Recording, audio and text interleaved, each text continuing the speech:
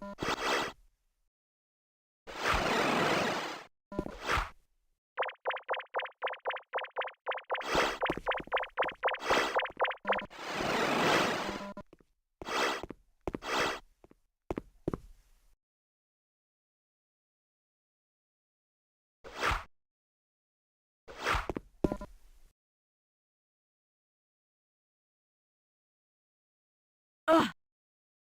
Ugh!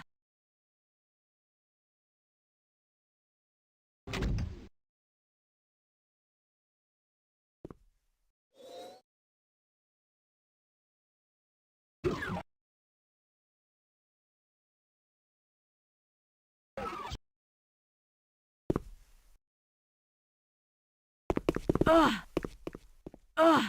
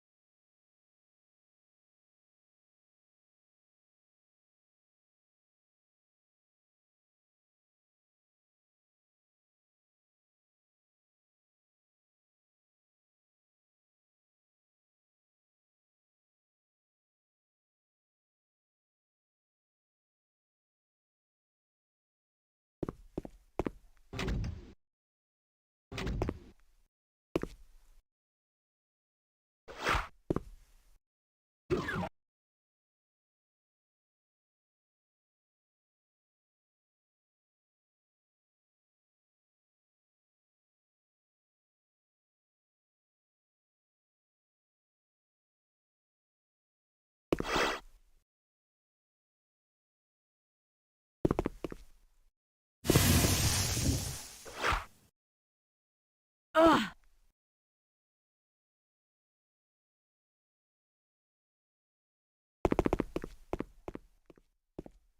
Ugh! Ugh!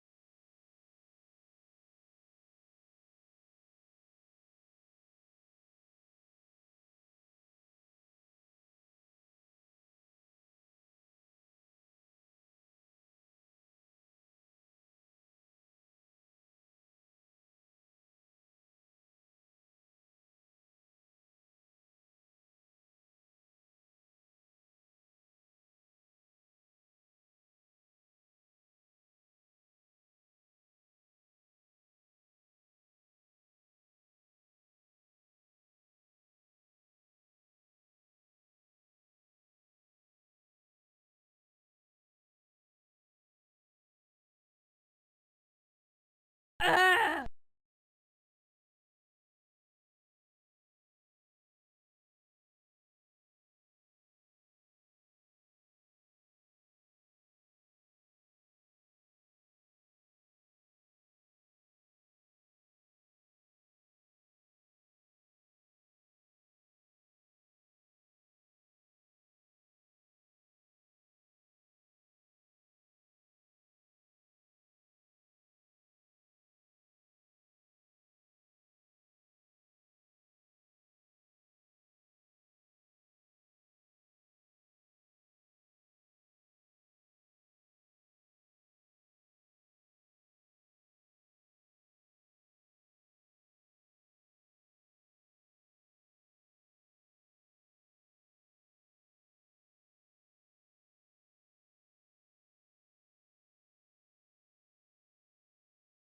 Ah!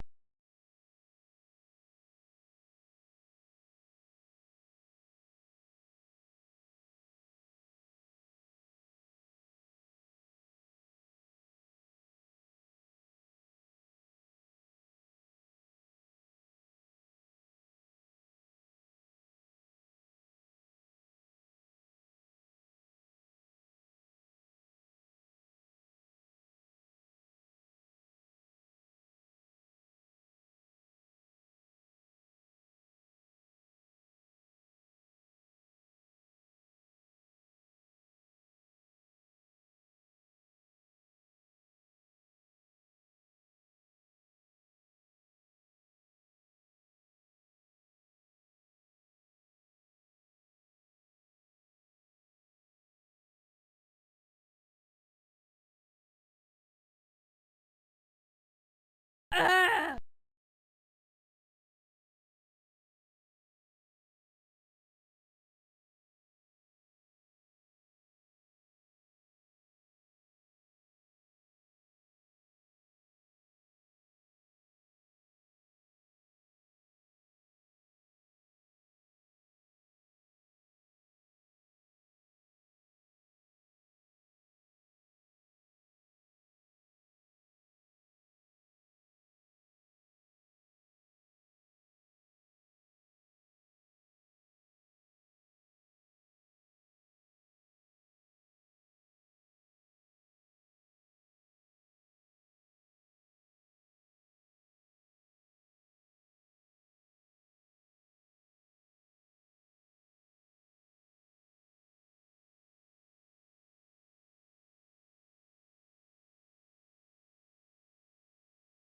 Ah!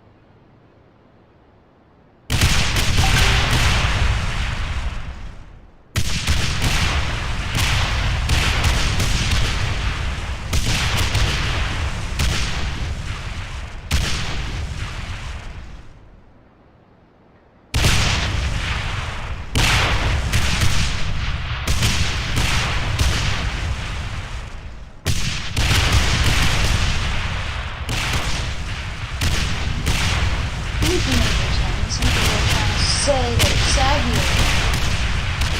Dang niggers. Oh!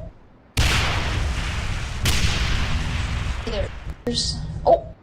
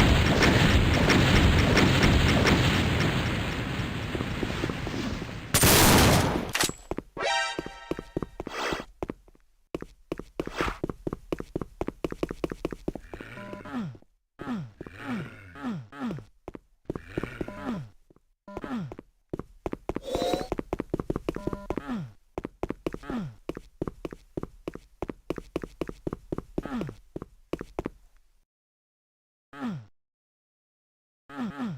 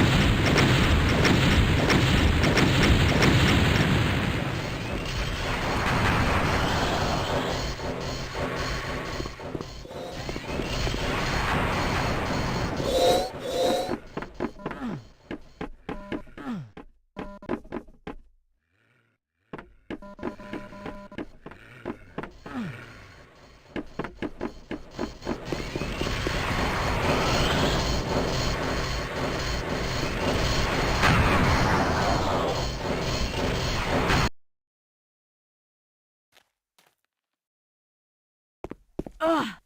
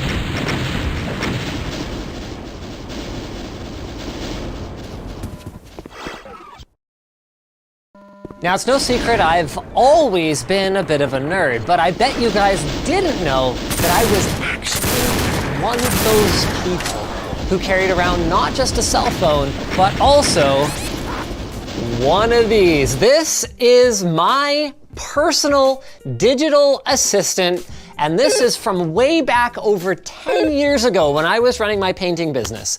I was digging around in my attic looking for like a cable or something, and I happened across it in the box, and get this, guys. It still works. So I'm gonna show you what passed for cutting edge pocket-based technology back when I was in university.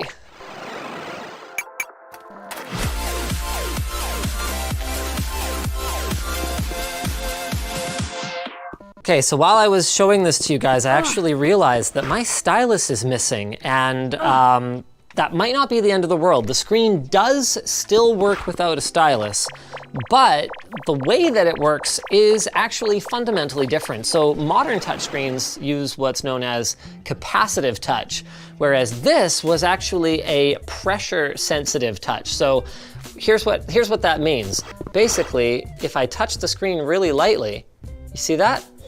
It doesn't have any effect at all. I have to actually press the screen in order to activate things. So for that reason, using something with a really small hard point wasn't necessary. You could use the back of a fingernail or something, but it was strongly recommended. Now, what I think is that it's possible, it just fell out in my pile of accessories. I'll show you guys all this stuff too.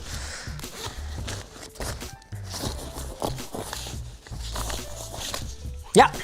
All right, there we go, that's better. So I guess this is a perfect opportunity to kind of walk through the physical tour of this thing. So up on the top, you got your stylus, you've got your SD card slot and compact flash reader.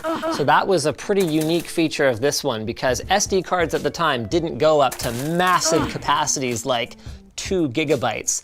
And also compact flash has a performance advantage if you wanted to load media onto your pocket PC so you can watch on the go. Over here is a headphone jack, also useful for watching on the go. I forget what this button does, but it's in the shape of a cassette tape. So maybe it's like a memo to self button. That was popular back then. Here's the charging port at the bottom. That seems to be a microphone, but it's been a little while. At least one of these is a speaker. And then I forget what all these buttons do, so we're gonna have to go through and discover them together. Now, you might have noticed my screen protector is a little unique. Now, I actually spent 500 Canadian dollars on this thing. So I was pretty paranoid about keeping it in good shape. So I actually used the included flip down screen protector and like a second kind of crappy plastic screen protector over top of it. Though to my credit, I did do a pretty good job of applying it. I mean, taking this thing and holding it up against a modern device, there's a few things that really jump out at me. Number one is, of course, the form factor. It is so thick compared to something like a Note 9, in spite of the fact that the Note 9 obviously is much faster, has way more features. I mean, even the stylus is more advanced. It's a wirelessly charging stylus with a remote button, pressure sensitivity. Like, technology has come a long way in the last decade. Another one is the proprietary charging cable. So generally speaking, they were pretty good about providing a charging cable in the box. But the issue was that everyone used different standards, and even the same brands would change up their standard periodically. So you could get stuck with a broken or a lost charging cable, no way of charging your device, and assuming you can even find one in stock, it could cost $50, $60+ for a replacement. It was ridiculous. It was a bad time. The other thing that really stands out is the difference in the screen. There we go, let's crank this up. Let's go ahead and try adjusting the backlight on this puppy. There you go, that is the best it can do. Let's go ahead and fire up a white background here. Whoa! So using this thing in direct sunlight was basically not a thing. Now I want to show you guys the navigation on this thing. So it uses an Intel X-Scale processor. So that was Intel's old ARM-based mobile CPU division that they acquired from someone and then later sold to someone. It's a totally dead project now. But this thing actually uses, I think it's a 500 megahertz processor. I'm gonna go ahead and see if I can bring that up. And it runs Windows Mobile. Yeah, that's right. Designed for Windows Mobile, baby. So if you've used a modern touchscreen device, you would probably expect that this is your home button. But it's not. Actually, that button does nothing.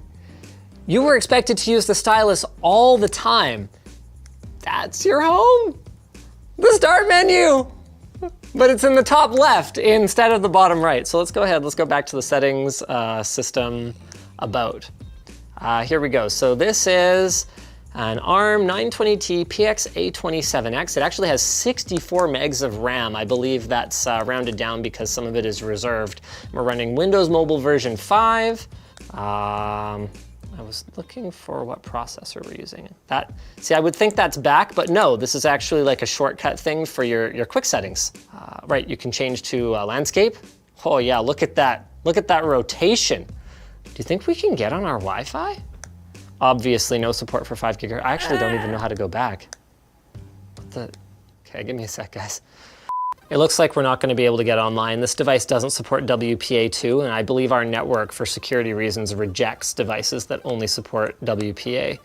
So, oh well, that was worth a shot. So now I wanna show you guys what the desktop looked like on this thing. It was actually called Today. So you go ahead and go here, and it would have any active tasks that you have. And then it also had your calendar. There you go, so you could see your appointments. The calendar app for this thing actually, surprisingly, was not bad. Now, the whole idea of scrolling something by just clicking on the body of it and moving around, that's a relatively new paradigm. So you actually scroll by grabbing the scroll bar on the side, and then you would create an appointment by dragging something like this. So we would go ahead and click new appointment, meet David, and you could put in your location, I don't know, at the park, who knows. And then you could edit your times, of course, by clicking on these weeny little things in here. Set your reminders. Oh, you could set one reminder. Set 1 hour before. There you go. And you could add attendees, sensitive, okay, and okay, boom. and it would show up like that. Then, if you went back to today, you'd be able to see, yep, I've got some appointments, and it would line everything up like this. It was actually very functional as a personal planner. Now, of course, being an enthusiast, I wanted to do more with it. So that's where the Core something media player, I forget what it was called exactly, but it was this great little piece of software. And what was special about it was that it had support for codecs that the default media player on here didn't. So that is what allowed me to load my definitely legitimate media. I do actually own this entire season, so I'm not gonna feel too bad about this, but my definitely legitimate media onto my PDA. So scrubbing performance, actually, not bad. Oh, no. There's the name of the processor though. Oh, was it? Oh yeah, there it is. It's the 520 megahertz X scale. Awesome, there it is. Nice. Good catch, David. Now you can really tell, even a DVD quality file like this one is not at its best on the resolution of the screen. I don't even know what the screen res is, but it's not pretty. Now, I've pointed out a lot of stuff that's kind of ridiculous and quaint about this thing, but there were some ways where it's actually still ahead of some modern devices. So check this out, for example. File Explorer. Now, this is fixed on the iPad now, but on a modern iPhone, you still can't just browse the root directory where everything is loaded and installed on the device, like looking at your documents, or even check this out. You can actually even load up the Windows folder and all the files are just there. Okay, I'm not saying that's necessarily better, but I mean, being able to just browse your storage cards like this is incredibly important. And I mean, configurability. So this is pretty cool. If you go into, I think it's buttons. Here you go, check this out. It's highly configurable. So I actually figured out why those front buttons weren't doing anything. It was because I apparently removed all the assignments for everything other than what I used. So this one I left, and that tape button, let's see, I apparently had that configured to the Notes application. Hi. Actually, you know what? The latency is not bad on that. Huh. All right, let's see what else we've got on here. Oh, this is cool. So there were actually some pretty surprising apps available for devices like this. This is called Thompson. And this wasn't one for me, but this was actually something my wife used back when she was doing her pharmacy training. So you can, we loaded it on here because I think through her school, she got a license for this. So we can kind of look up any drugs, and here's the dosing. I actually wonder if she still has a valid license for this, but hey, the information's in here. So if you want to know anything about a 3-day vaginal cream, there you go, free of charge.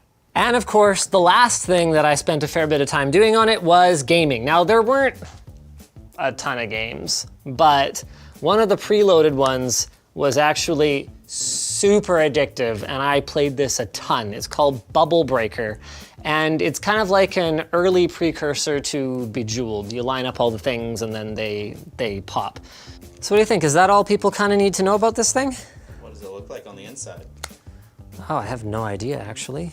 I don't even know if there's a convenient way to shut it down, to be honest with you. What? The whole thing runs in RAM, if I recall correctly. So that's why it has 64 gigs of RAM, but only like 56 of it is accessible. So I think you would just have to rip the battery out or something. There we go. Somehow this lithium ion battery is still running. So this is a 1440 milliamp hour one. I can go ahead and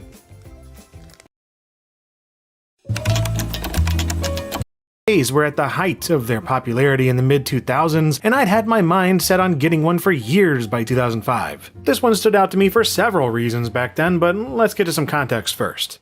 I was 19 years old in 2005, just starting college, and found myself working odd jobs all over town. The main things I wanted to do were take notes, listen to MP3s, browse the web through Wi-Fi, and of course, I wanted to play some games while not smiling. Nowadays, it's easy enough to just grab a tablet or a smartphone and be done with it, but back then, nah man, tablets were way too expensive and cumbersome, and my cell phone was one of these beauties, an LG VX 6100. Not exactly a productivity powerhouse with its resolution of 96 by 64, but hey, it had a VGA camera, that was neat.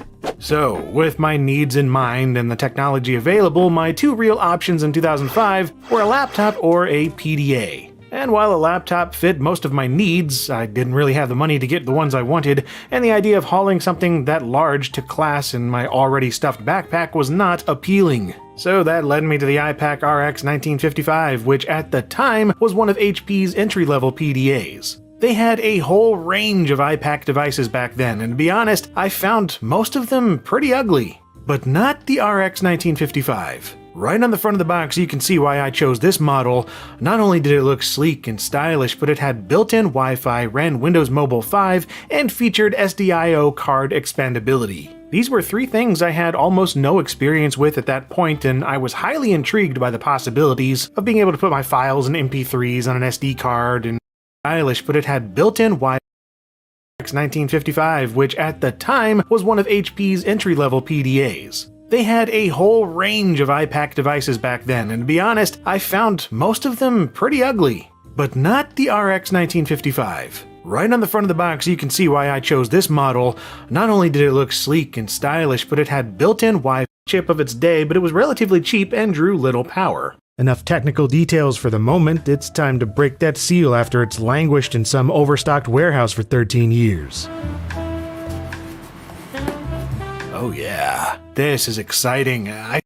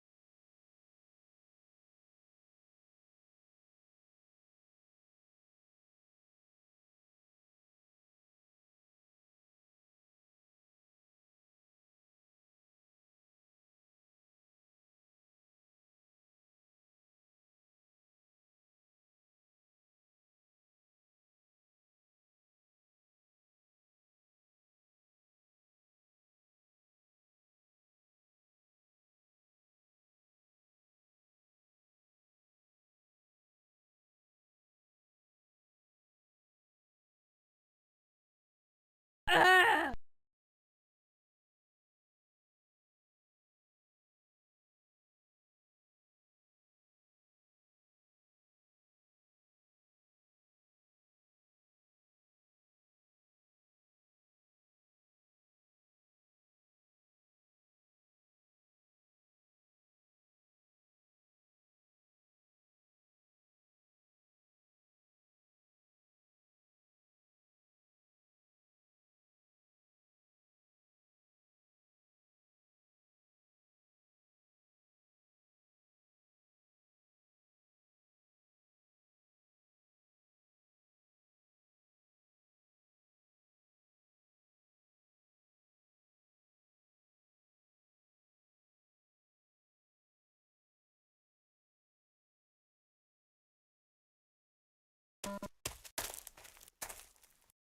Ugh!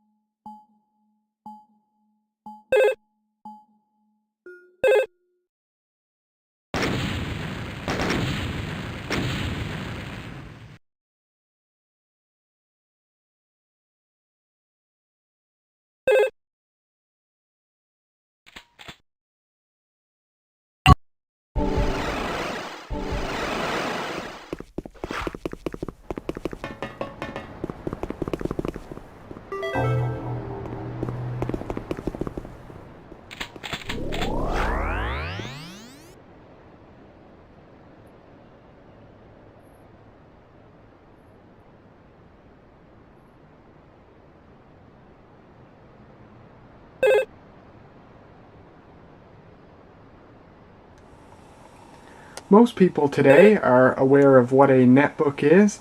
It is a small laptop computer, usually quite inexpensive, for people who just need a computer for basic tasks.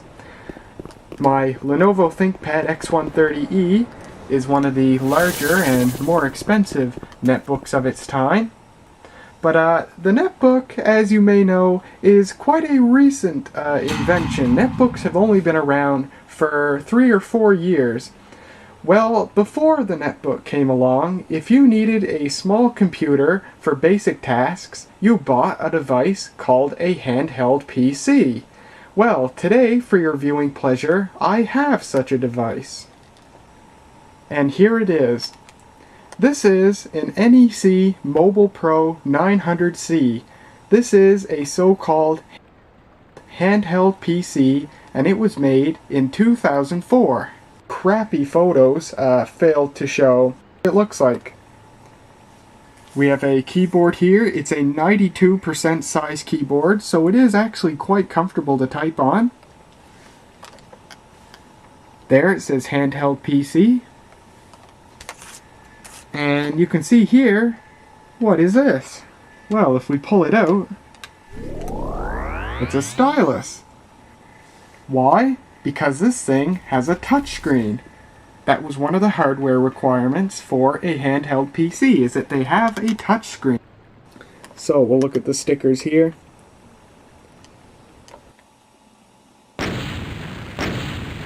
No. Let's turn it on for theoretically the very first time. So now, there's the startup screen. The device is currently loading the operating system from ROM into RAM.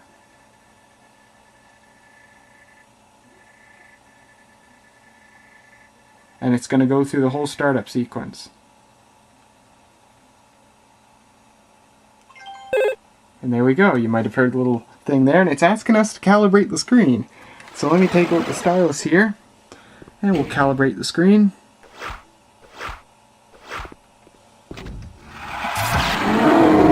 Better to do with when you have both hands so one can hold on the device.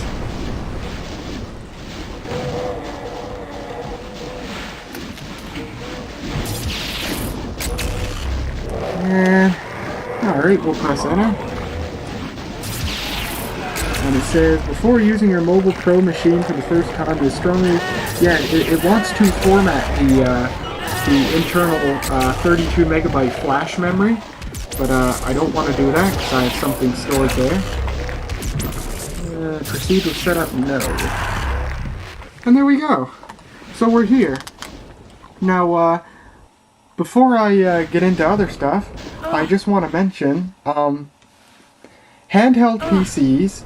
The first handheld PCs were introduced in 1996, and of course this machine was the very last of them, manufactured from 2003 to 2005, and this one was made in 2004. If you haven't figured it out by now, handheld PCs are related to the much more popular and much more successful pocket PCs. Handheld PCs are in the form factor of a laptop and they have a physical keyboard. Pocket PCs are in the form of a PDA, and they usually don't have a physical keyboard. Pocket PCs are devices such as the Compaq iPac and the Dell Axim, and they run the same software. They also run Windows CE, just like handheld PCs, and in the end, they proved more popular, and Pocket PCs continue to be developed in terms of hardware and software improvement, and handheld PCs just kind of died out. Which is unfortunate, because I think in terms of actual utility use, handheld PCs are much more useful. They have a physical keyboard, very much better for typing stuff. With a Pocket PC, you'd have to buy an outboard keyboard that you'd hook up to it. Handheld PCs and Pocket PC, while they run the same underlying operating system, Windows CE, they run different flavors of Windows CE. All the early handheld PCs, not this one, but pretty much every handheld PC that preceded this one, ran a special flavor of Windows CE called Handheld PC, the last version being Handheld PC 2000. Pocket PCs, they ran their own flavor of Windows CE called Pocket PC, and the last version of that was, I believe, Pocket PC 2002. The Pocket PC flavor of Windows CE was succeeded by Windows Mobile, and of course Windows Mobile was succeeded by Windows Phone. So obviously Pocket PCs had a much larger impact in the world of Windows CE than handheld PCs did. Guess it went to sleep. Yeah. Without a doubt, the most popular handheld PCs ever made were the ones made by Hewlett-Packard called the Jornada. And if you search handheld PC, you're going to find either HP Jornadas or NEC Mobile Pros. The NEC Mobile Pro line was the second most popular handheld PCs. And they were also the largest. I believe all of the NEC Mobile Pro handheld PCs were large like this one, making it possible to have a nearly full-size keyboard that was very easy to type on. The HP Jornadas, they are much smaller, and as such they have a smaller keyboard, something like 3/4 of full size, and so they're not really that good for touch typing on. But their small size does make them quite attractive. The Mobile Pro is also much more powerful than the Jornada. This is the quintessential Mobile Pro. When you search NEC Mobile Pro, the 900C is going to be the unit you hear of most, and it of course has a 400 MHz Intel X-Scale processor. The quintessential Jornada, the Jornada 720, it has a 200 MHz, I want to say a 200 MHz MIPS processor. No, the Jornada 720 has a 206 MHz Intel SA1110 or something like that, and it runs at 200 MHz. The Jornada also lacks a USB port and a couple other features that this thing has. But the Jornada 720 is without a doubt the most popular handheld PC. The Mobile Pro 900 and its brother, this unit, the 900C, they are the second most popular. The 900 and the 900C are exactly the same unit. This is the 900C. The only difference is the software and ROM. The 900 runs Handheld PC 2000, which is based on Windows CE 3.0, and this unit, the 900C, has Windows CE 4.2. They both have their merits, but as a rule, this unit, which has the newer version of CE, is compatible with more software and more hardware devices. So, I'm going to quit my blabbing. Let's take a look at this thing. Now, as you've probably already seen, one of the merits of Windows CE is that it's able to start up instantly. You close it, and it goes to sleep, and when you open it, there's no delay for startup time. It turns on automatically. And such is the same when I hit the power button. Now it's to sleep. Now it's awake. And there is no such thing as turning one of these off. This is as off as you're going to get. The only way you're going to get it to completely turn off, there's the startup screen. Yeah, it wants to format the internal 32 megabyte flash memory, but I don't want to do that because I have something stored there. Proceed with setup, no. And there we PC 2000 does have over CE 4.2.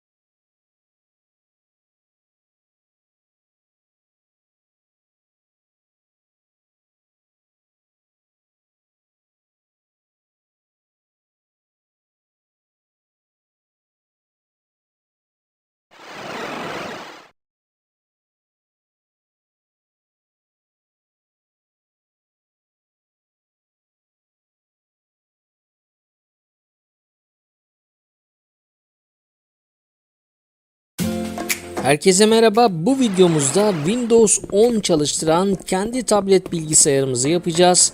Üstelik bu bilgisayarda GTA oynayacağız.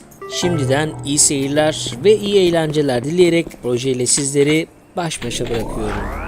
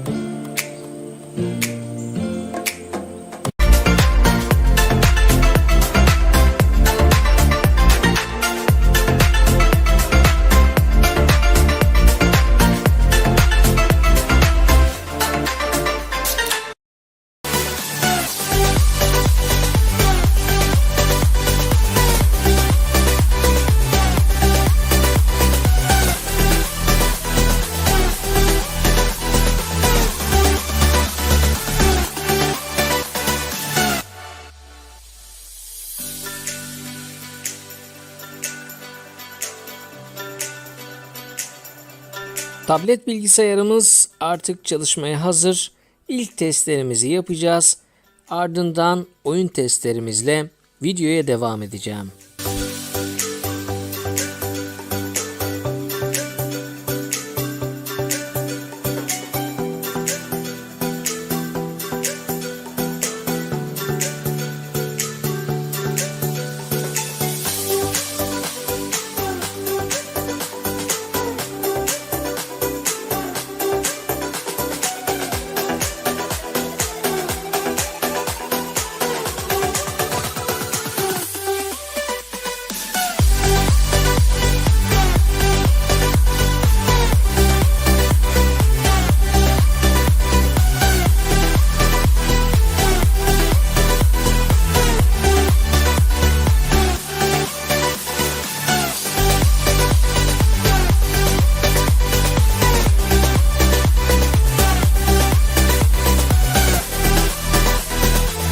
İlk olarak bir efsane ile başlamak istiyorum. Age of Empires 2 oyununu gelin birlikte test edelim. Üstelik HD versiyonu, ardından GTA ile tabletimi test edeceğim.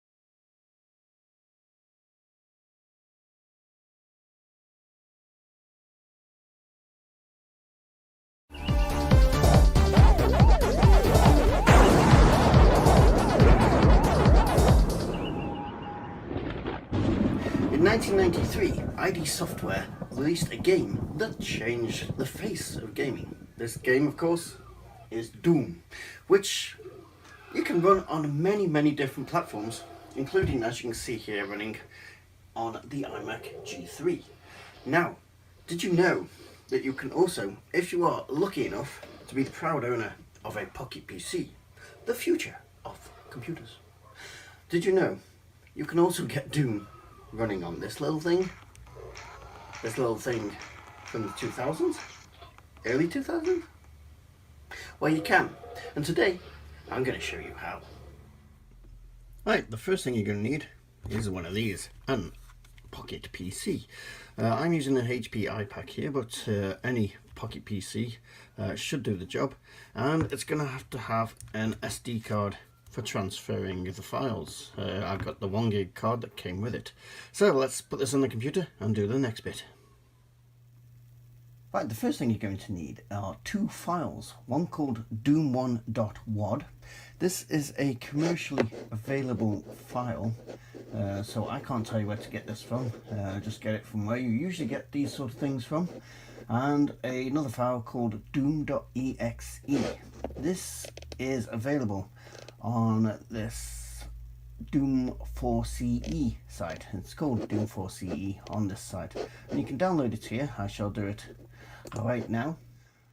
When you get to the next page, it's going to want you to sign in with Facebook or sign in with Google+. But if you go to this little link down here, it says alternative download, hit that, and you don't have to sign in anything then. You'll download it for free.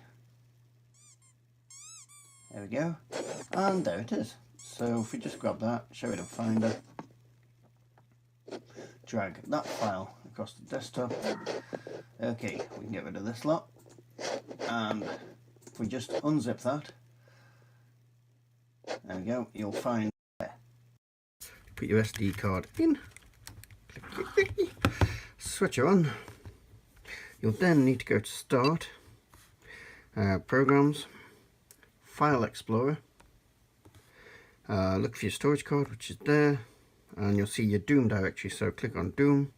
You'll then see 2 files, one of which is 557k, that's the one you want. Click on that, and it opens Doom4CE. Now you'll have to do this every time you play, because I found no way around this. But if you hit Custom WAD Files, Game Primary WAD File doesn't show anything, so you'll have to manually select that one, click OK, and you'll see it start to boot. Just take a while, but it gets there. There we go, Doom. So hit that button there. We can go new game.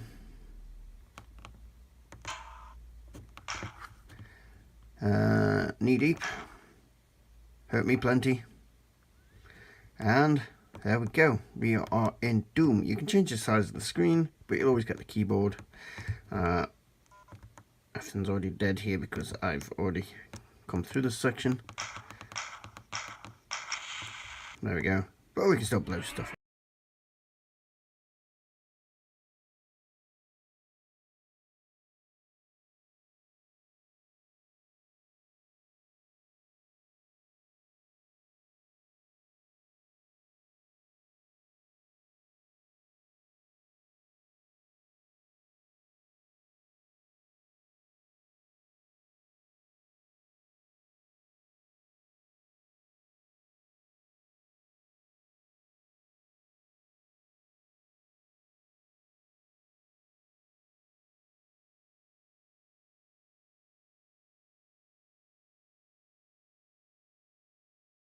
Hello everybody, and the software. So this right here is the Today screen in Pocket PC 2002, and it's the main interface that you'll see when you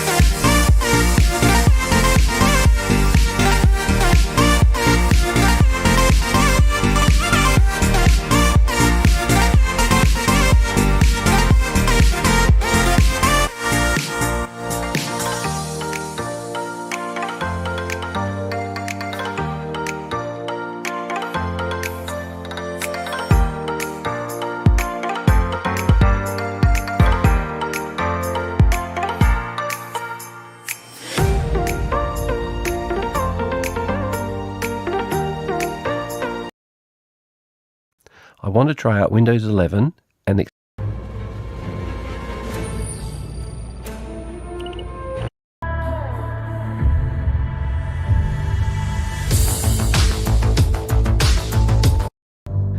if I can upgrade the CPU, then we can get on with showing Windows 11 who the boss is here.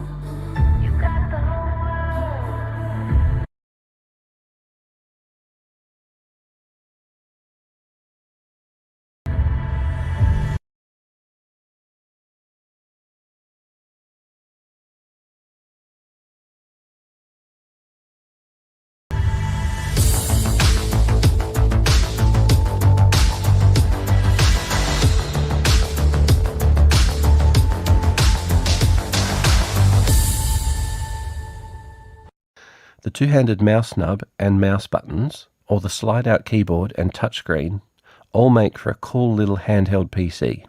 However, Windows 11 is a 64-bit only operating system. There is simply no way it can run on this machine.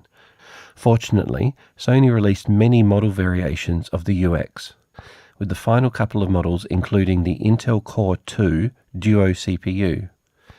This was Intel's first mainstream 64-bit CPU.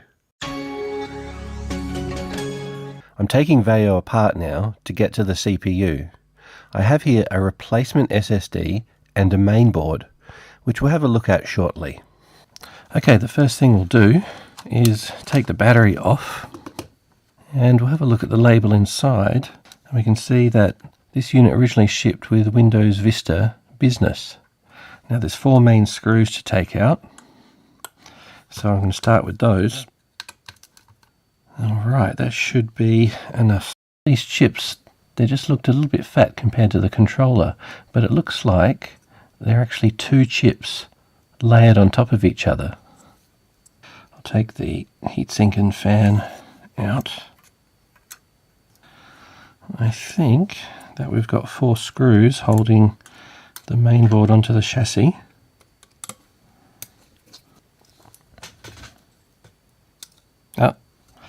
Oh, alright. It's just come apart. Oh, I see. This connector here is plugged into here, and that's what was holding it together. We've now got the 2 boards. These boards look pretty much identical. And the other side. So these are pretty much identical in every way, except the CPU is different. I'll put this board aside for... We've now got the 2 boards. These boards look pretty much identical. And the other side. So these are pretty much identical in every way, except the CPU is different. I'll put this board aside for something else. Okay, now time to get it together on. Yeah, no, that's how it was. It's together nicely. Okay. Alright, screws in. Let's go. Okay. The Windows 11 subreddit has lit up with posts, and I have the ISO downloaded. I can put this straight onto a USB stick. I'm using... First signs of life appear from Windows 11. As expected, Windows 11 wants nothing to do with this 15-year-old computer. There are workarounds, and I've started trying them.